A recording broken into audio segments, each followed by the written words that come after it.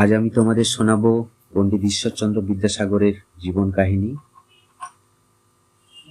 1820 খ্রিস্টাব্দের 26শে সেপ্টেম্বর মেদিনীপুর জেলার বীরসিংহ গ্রামে বাংলার মনীষী ঈশ্বরচন্দ্র বন্দ্যোপাধ্যায় জন্মগ্রহণ করেছিলেন।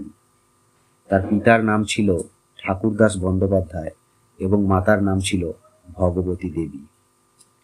কলকাতায় খুব কম বেতনে চাকরি করতেন বলে ঈশ্বরচন্দ্রের পিতার আর্থিক অবস্থা তেমন একটা ভালো ছিল না।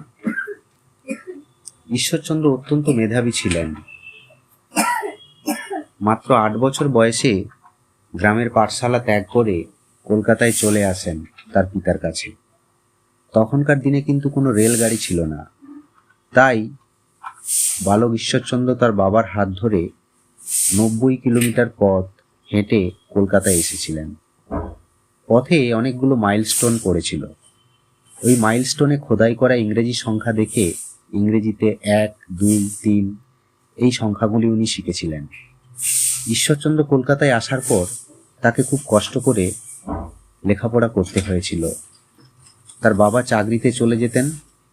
ওইটুকু ছোট্ট বয়সেই তিনি নিজের জন্য রান্নাবান্নাও করতেন, বাসন মাজতেন।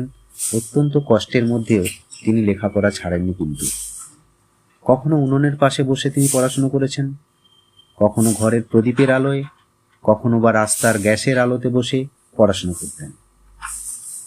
এত কষ্টে পড়াশুনো করেও তিনি পরীক্ষাতে প্রথম স্থান লাভ করেছিলেন।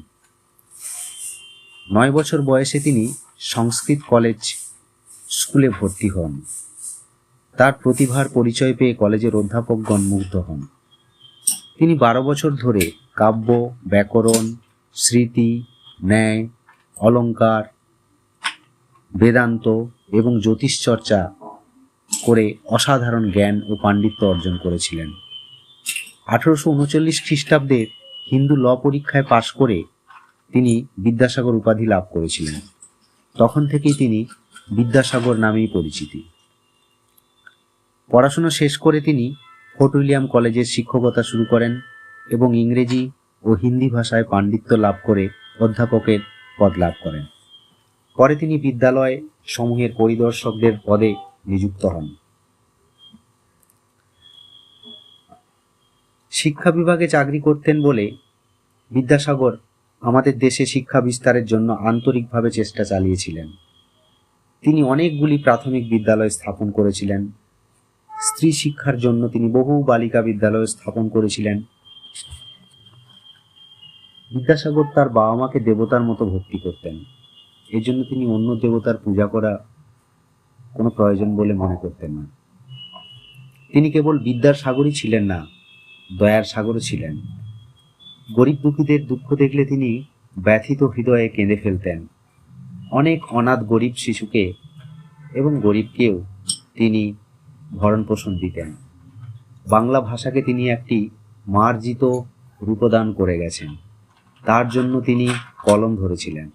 তার লেখা বর্ণ পরিচয় আজও আমাদের শিক্ষার প্রথম সোপান।